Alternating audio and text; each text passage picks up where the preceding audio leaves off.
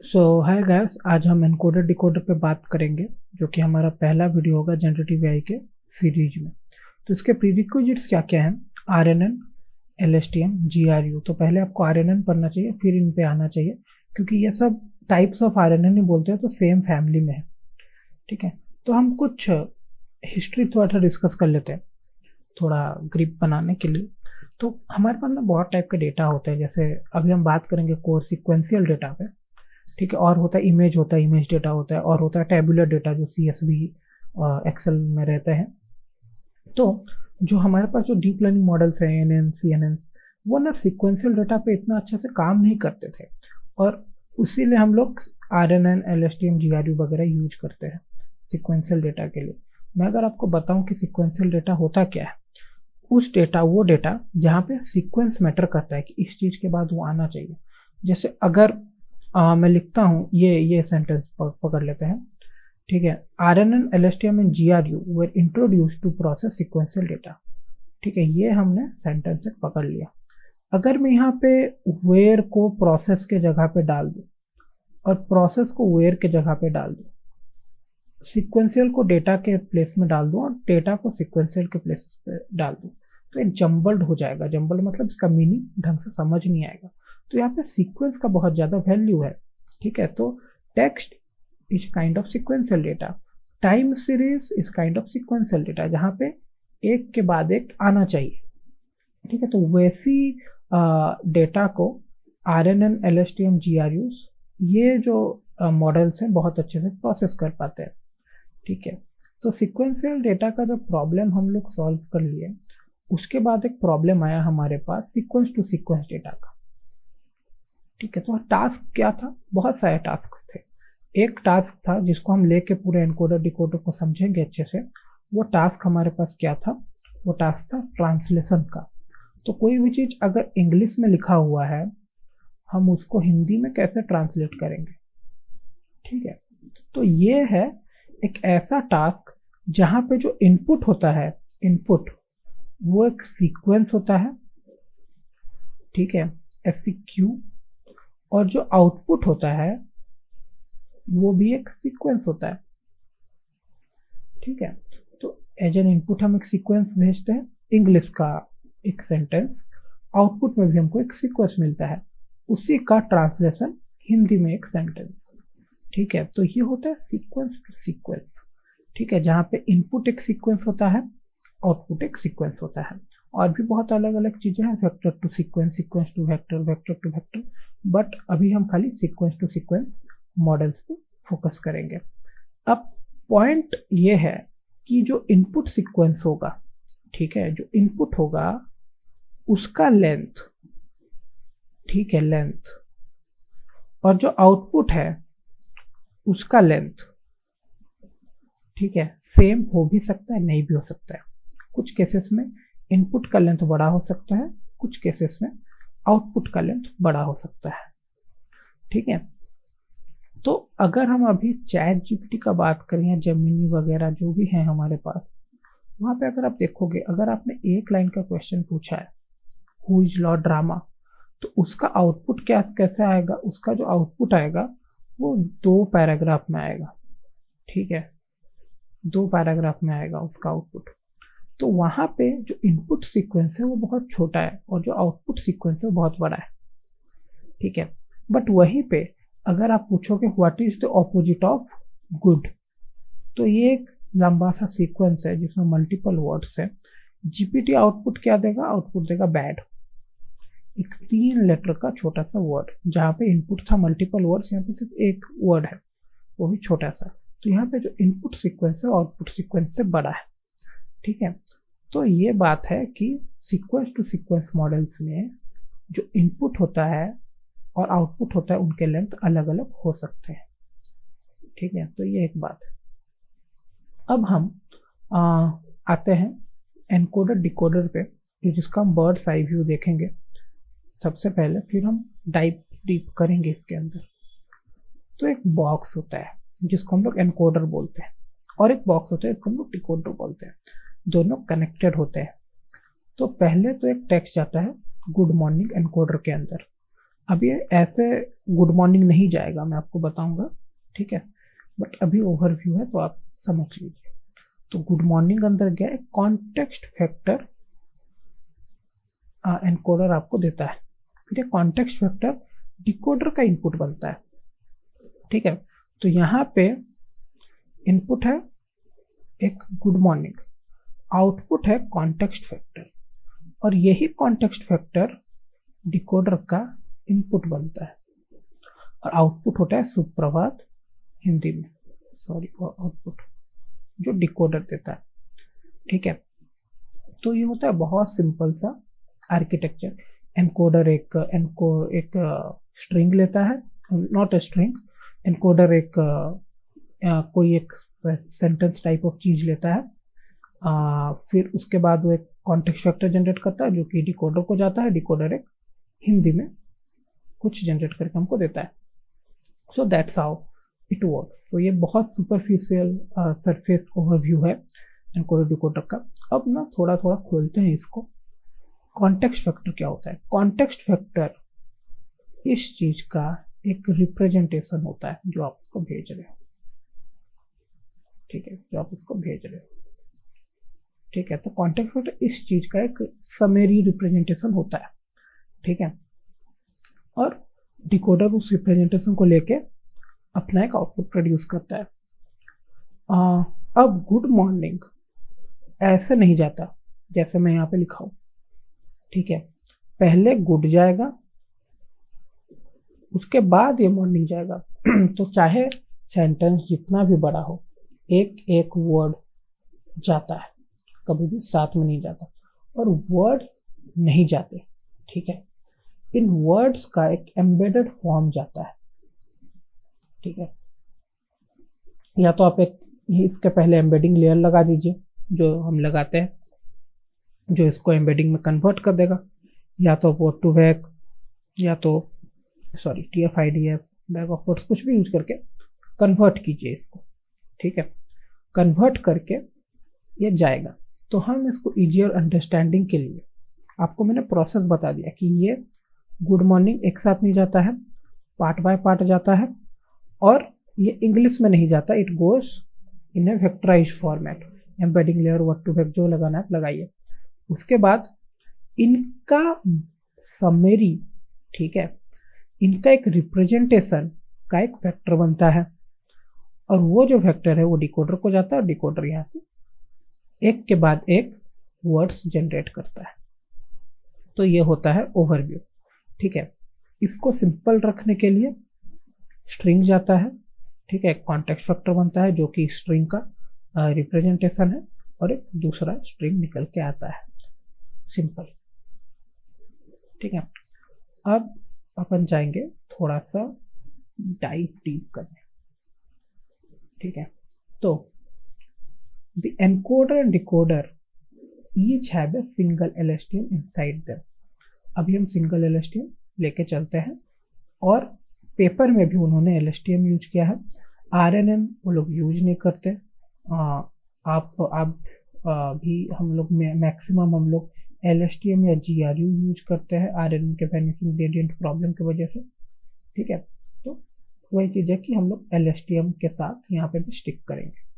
तो यहाँ पे मैं लिखा हूँ हैव और single LSTM inside them, but यहाँ पे तो 3, यहाँ पे 4 दिख रहा है, ठीक है। अच्छा, मैं आपको बताता हूँ कि ये क्या है। उससे पहले मैंने एक 3 वर्ड का सेंटेंस लिया है, हाउ आर यू, ठीक है। 2 वर्ड में थोड़ा सा आई थॉट कि आपको समझने में मुश्किल होगा, इसलिए मैंने 3 वर्ड्स के लिए, जहाँ पे मैं आपको डिकोडर का फ्लो और एनकोडर का फ्लो थोड़ा अच्छा समझा पाऊँ, ठीक है। तो LSTM तो एक ही है एनकोडर के अंदर, बट मैंने क्या बोला था, गुड मॉर्निंग एक साथ नहीं जाएगा, पहले गुड जाएगा फिर मॉर्निंग जाएगा, उनके रिप्रेजेंटेशन जाते हैं, but still let's take words, ठीक है। तो हाउ आर यू अगर है तो हाउ आर यू एक साथ तो नहीं जाएगा, वो ट्रांसफॉर्मर में जाता है, इसीलिए पोजिशनल एनकोडिंग यूज होता है। यहाँ पे एक एक वर्ड एक के बाद एक जाएगा, एक वर्ड को प्रोसेस करने में कुछ तो टाइम लगेगा, उसको हम बोलेंगे T1, ठीक है। तो टाइम T1 में हाउ गया, थोड़ा सा प्रोसेसिंग हुआ, उसके बाद जब R जाएगा उसका टाइम तो चेंज होगा, तो टाइम T2। जब U जाएगा it will be time T3, right.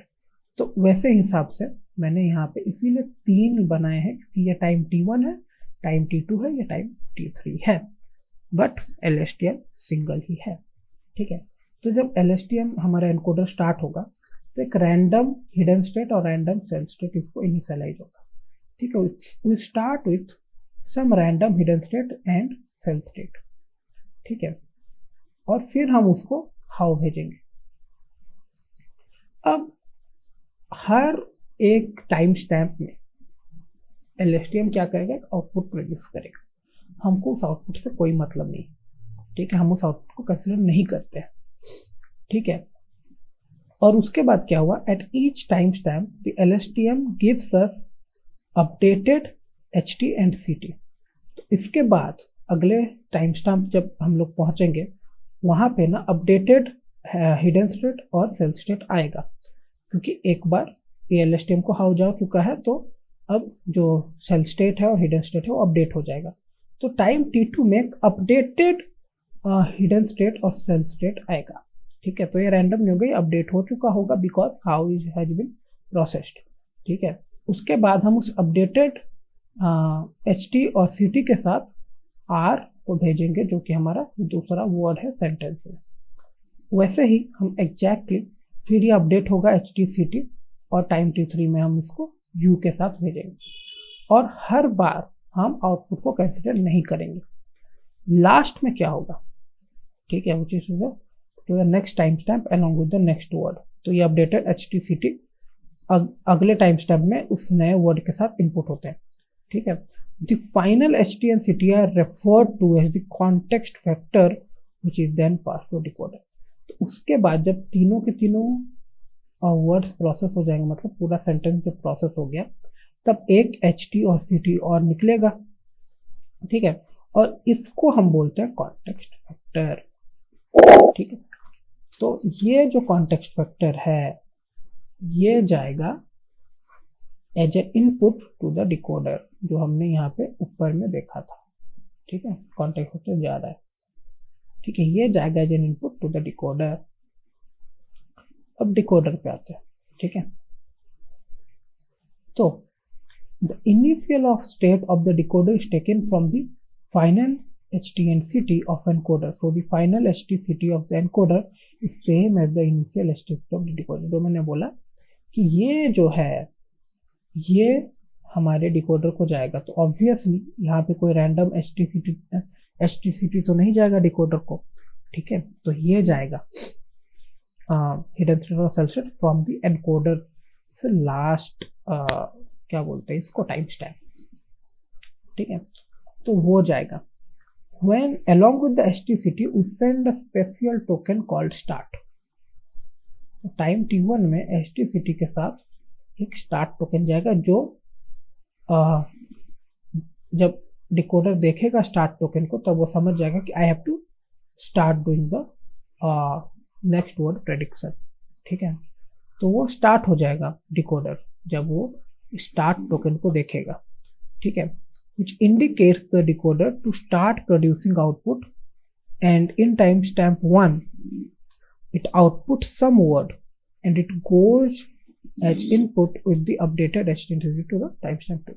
तो इसने यहाँ पे आप को आउटपुट किया। अब ये जो आप है ये जाएगा as an input in time T2 along with the cell state और हिडन स्टेट जो यहाँ से आया होगा। तो फिर यही चीज में उसने कैसे आउटपुट किया, और ये कैसे को टाइम T3 में उसी LSTM को हम भेजेंगे along with the HTCT।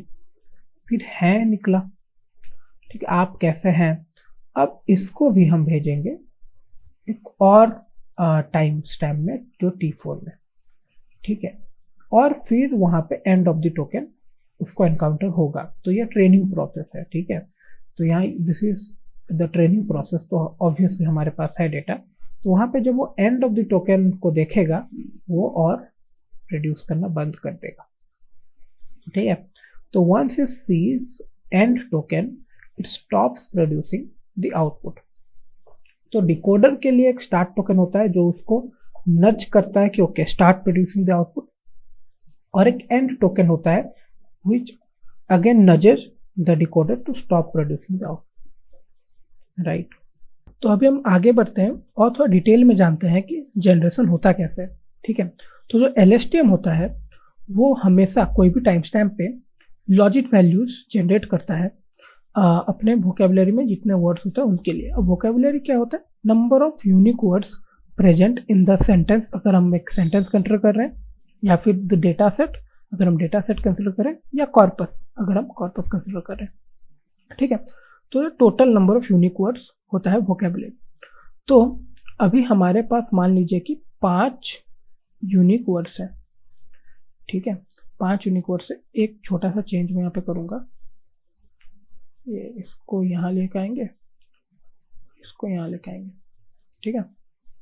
तो अब क्या है कि the total number of unique words present in the sentence are the vocabulary, हमारे इस यूज केस के लिए, ठीक है।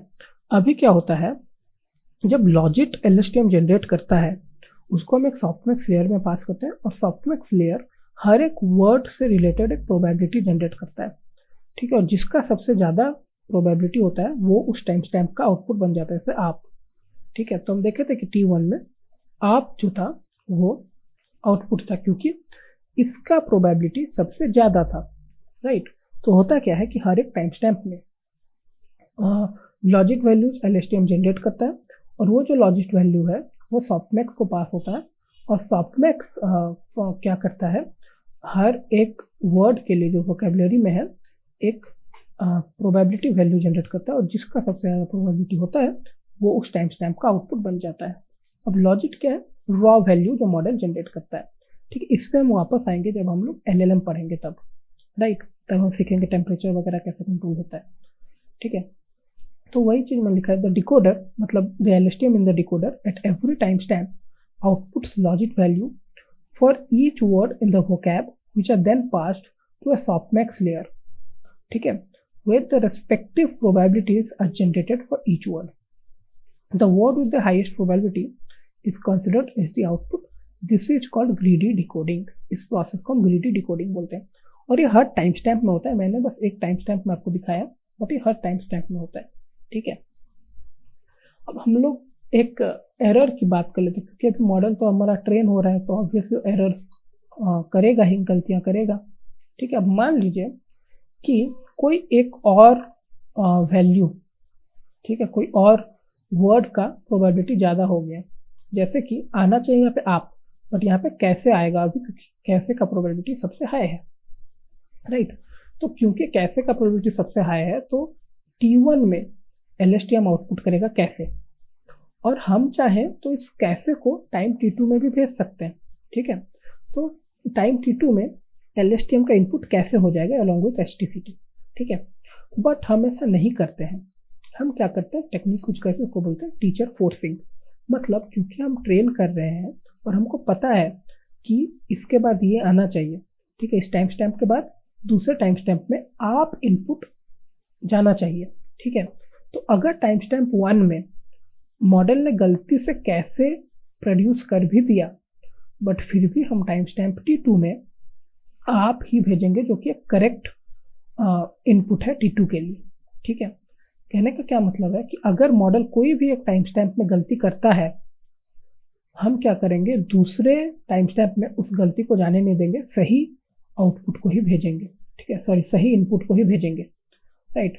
इसको हम टीचर फोर्सिंग बोलते हैं, राइट। तो यही चीज में लिखा है, if the output of the decoder मतलब LSTM in the decoder is not what you want, like at time T1 we expect up, but if we get anything else like कैसे और है, we still pass the correct input at time T2. This is called teacher forcing. ये teacher forcing का formal definition type of है, ठीक है। तो teacher forcing क्या होता है, मॉडल बहुत जल्दी सीख जाता है, ठीक है, और ये हम इंश्योर करते हैं कि that the training process does not propagate errors from previous incorrect predictions, ठीक है। तो ये दो फायदे होते हैं टीचर फोर्सिंग के, राइट। अभी हम एक थोड़ा सा ना इस पे चलते हैं, प्रॉपर एग्जांपल लेते हैं जहाँ पे हमारे पास एक डेटा सेट है, ठीक है, एक्स और वाई का। अब हम खाली डिकोडर की बात करेंगे, ठीक है। अभी मैंने क्या बोला था, वोकैब क्या होता है, वोकैबुलरी क्या होता है, डेटा सेट में जितने वर्ड्स हैं, तो जो वोकैबुलरी होगा उसमें टोटल ना 5 नहीं होंगे, 7 वर्ड्स होंगे। ठीक है, तो ये एक वर्ड हो गया 1 2 3 4 5, 5 वर्ड्स हो गए, और स्टार्ट और एंड टोकन। ठीक है, टोटल 7 वर्ड्स हो गए।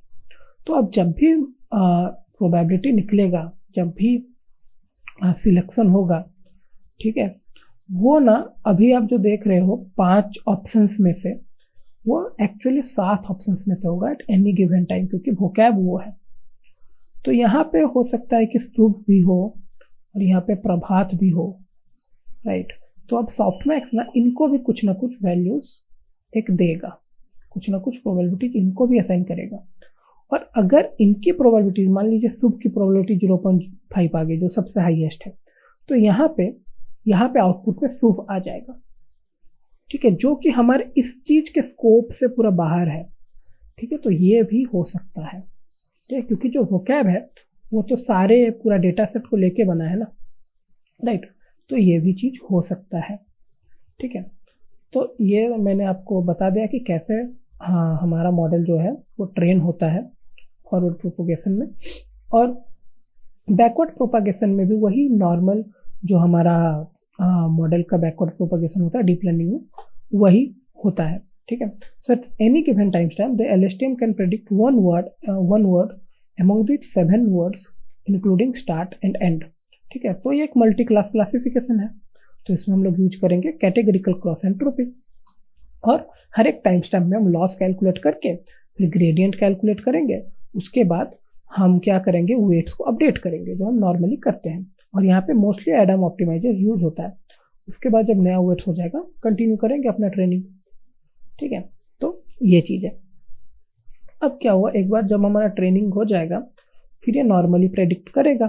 ठीक है, जब भी इसको हम एक इनपुट में सेंटेंस देंगे वो ऐसे पहले तो ब्रेक होगा, टोकनाइज होगा छोटे छोटे वर्ड्स में। ठीक है, उसके बाद एक एम्बेडिंग के थ्रू जाएगा जिसमें ये सारे एम्बेड होंगे। एम्बेड होने के बाद ये फिर एनकोडर के थ्रू पास करके कॉन्टेक्स्ट वेक्टर जनरेट करके डिकोडर में जाएगा। फिर डिकोडर का हर एक टाइम स्टैम्प का इनपुट दूसरे टाइम स्टैम्प का इनपुट बनते जाएगा।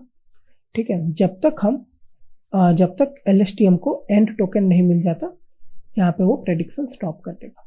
तो ये होता है नॉर्मल आपका टेस्टिंग का प्रोसेस, मतलब ट्रेनिंग के बाद का प्रेडिक्शन का प्रोसेस। ठीक है, अब क्या है, अगर हमको अपनी एफिशिएंसी एक्यूरेसी बढ़ानी है, राइट, तो हम कोई एक पावरफुल एम्बेडिंग टेक्निक यूज कर सकते हैं जहाँ पे जो सिमेंटिक मीनिंग है वो अच्छे से कैप्चर हो। अलग अलग टेक्निक्स यूज करके हम देख सकते हैं। और एक बहुत इंपॉर्टेंट चीज़ है कि हम स्टैक्ड LSTM यूज कर सकते हैं, एनकोडर डिकोडर दोनों में या खाली एनकोडर में। ठीक है, अब क्या है कि ये मैंने रिसर्च गेट से एक डायग्राम उठाया है। तो यहाँ पे अगर आप देखोगे स्टैक्ड LSTM मतलब हमारे पास अभी एक ही LSTM था, बट हम 2 LSTM यहाँ पे यूज कर रहे हैं। ठीक है, हम 3 यूज कर सकते हैं, 4 यूज कर सकते, डिपेंड्स। ठीक है, तो यहाँ एक LSTM है, यहाँ एक LSTM है। तो इससे क्या फ़ायदा होता है? ठीक है, तो पहले तो ये है कि वर्क्स वेल और लॉन्गर कॉन्टेक्स्ट। तो अभी तो 2 वर्ड का एक सेंटेंस हम दे रहे हैं, पर जब कॉन्टेक्स्ट बहुत बड़ा हो जाता है, काइंड ऑफ पैराग्राफ्स, तो तब ये एक सिंगल LSTM उतना हेल्पफुल नहीं रहता है। स्टैक्ड LSTM क्या करता है, अच्छे से कैप्चर कर पाता है चीज़ों को। ठीक है, so we can get better representation from a total of 3 LSTM because we use the context vector from all of them. तो अगर आप देखोगे जितना भी LSTM हो, तो जो लास्ट LSTM का लेयर होता है वहां से हम कॉन्टेक्स्ट वेक्टर डिकोडर को पास करते हैं। ठीक है, तो कैप्चर बहुत अच्छे से वो करता है। उसके बाद क्या है कि ये थोड़ा सा ना हायरार्की भी अंडरस्टैंड कर सकता है। ये देखा गया है कि अगर हमारे पास 3 LSTM लेयर्स हैं तो ये जो है वर्ड्स के बीच का कॉन्टेक्स्ट अच्छे से समझेगा, इसके ऊपर वाला जो है वो सेंटेंसेस को अच्छे से समझेगा, और जो थर्ड वाला है वो पैराग्राफ्स को अच्छे से समझेगा। तो इस टाइप का है। ऑब्वियसली हमको बहुत सारी चीज़ों का ध्यान रख के LSTM का जो अपना स्टैक होता है वो डिजाइन करना पड़ता है, both in encoder and decoder, right. But ये चीज़ एक ऑब्जर्वेशन है। Stacked LSTM can understand hierarchy, first can understand context at word level, second at sentence level, and the third at paragraph level.